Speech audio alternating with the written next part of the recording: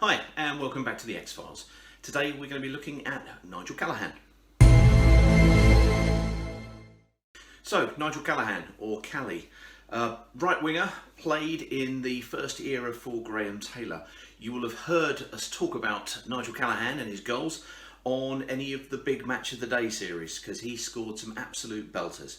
He really knew how to strike a ball, and he was best known, whilst he scored great goals, for getting the ball into the box, his delivery into the box from the right wing, which was exceptional. In fact, it was so good that later on Graham Taylor went to describe Nigel, let's call him what his name was, he went on to describe Callys crossing as comparable to really only David Beckham, and that really wasn't exaggerating. Cally was part of the four that played up front effectively. We played a 4-4-2, but it was really more of a 4-2-4 a lot of the time. Barnes on the left wing and Cally on the right were so forward thinking that a lot of the time it was literally 4-2-4, and they would deliver the ball in for Luther and for Ross and for the other winger on the other side coming in at the back post. He had an exceptional right foot, did Cally, and could really deliver the ball in such a way that the forward would be able to take his shot or his head up, first time. Included in the montage are 3 goals from the Sunderland 8-0 win back in 1982, 82-83 season. It was an astonishing game to be at, and Nigel actually got the first 2 goals, both of which are headers, as they would be. The third goal, which was described by Ian Bolton on the Do Not Scratch Your Eyes podcast recently. If you haven't heard it, do give it a listen, it's fabulous. As one of the best passes he ever made.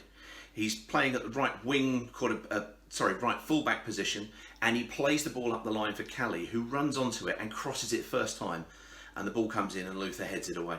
And it's as good a exposition of Watford's play and how quick and how fast moving and how accurate it could be, with 3 quality movements in terms of the ball up, the cross in and the header from Luther, which is, well, nobody was stopping that. Nobody was stopping much that day, but it was 8-0 after all and Luther got 4. Cally is one of the rare players who doesn't necessarily always speak in glowing terms about Graham Taylor.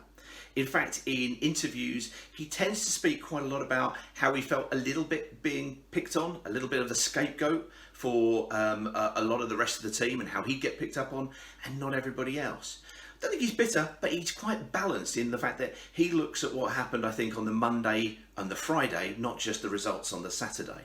But he did, I think it's fair to say, get a little less appreciation sometimes from the Watford crowd than, for example, John Barnes on the other side. Barnes would always take on his left back to get to the line, as he said in the World Cup song, whereas Callaghan had the ability to cross the ball in front of the defender. He didn't even have to take him on half the time.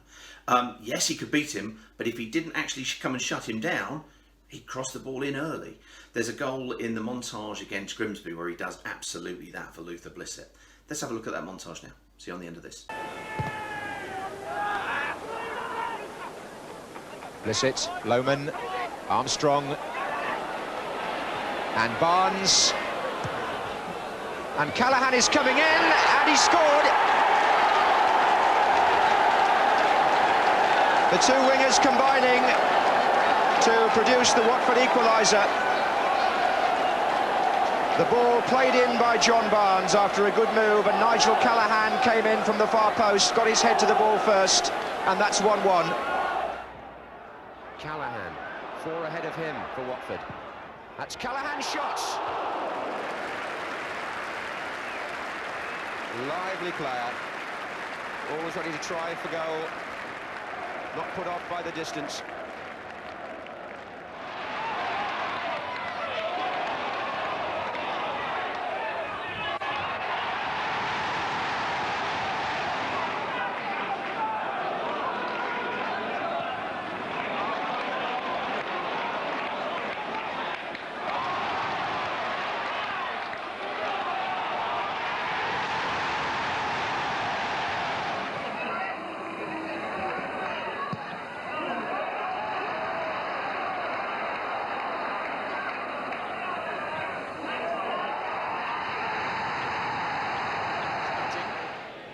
Callaghan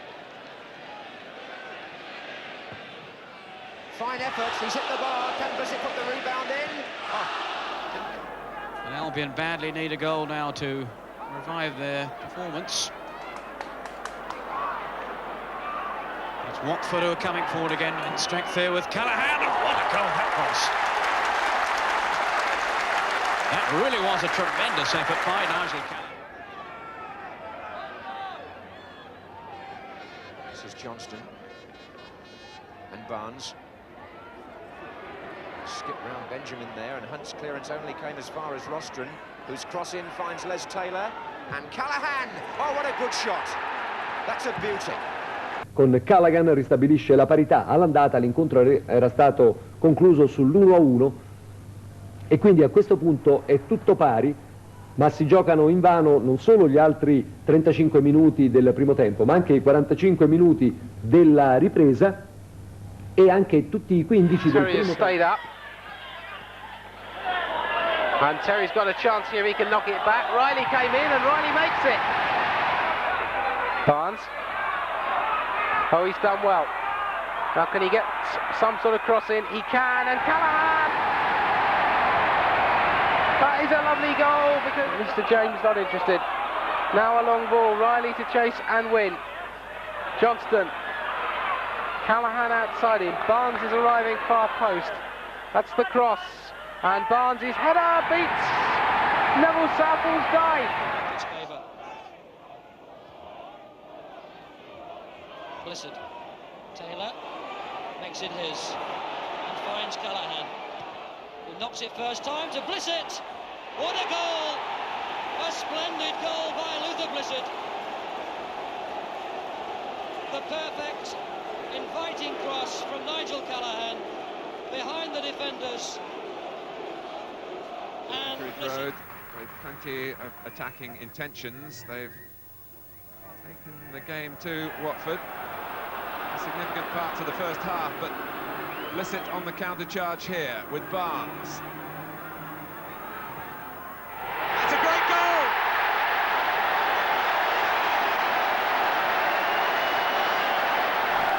Well, that's Steve Clark, man just bought from St Mirren. That Celtic were desperate to buy, but Chelsea nipped in and had an option on him first. Here's the corner for Watford. Wicks and Clark between them getting that one away. Callaghan returning it once more. It should be Godden's ball. He's got it, he's lost it. And this time the goal has been given. Now Malcolm Allen.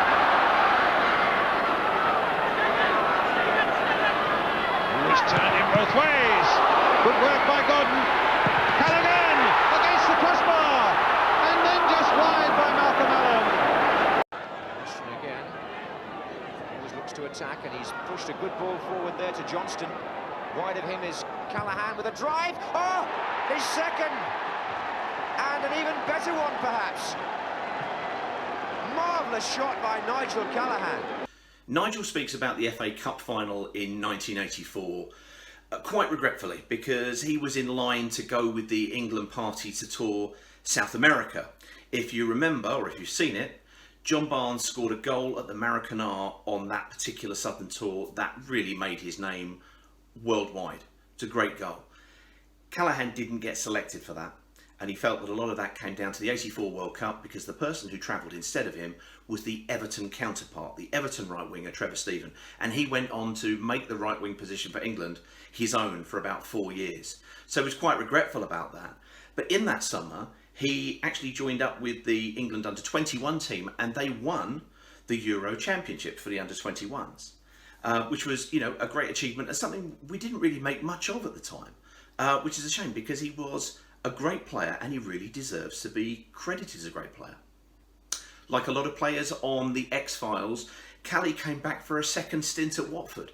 He came back in the '91 season under Steve Perryman and helped us avoid relegation, including going to Oxford on the last day and putting in a shift to get a 1-0 win to try to avoid relegation, which we successfully did.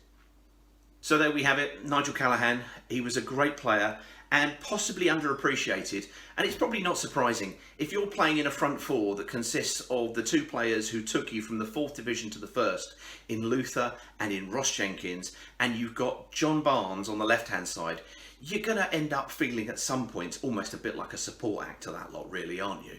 But he was fabulous, and he crossed the ball as good as anybody I've ever seen in a yellow shirt. He really was quite a fabulous player and deserves to be remembered as such. So, Nigel, sir, thank you for your contribution as always.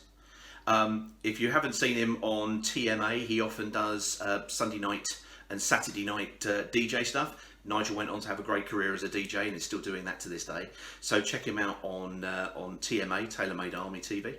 And we will see you again on the X-Files soon. Cheers.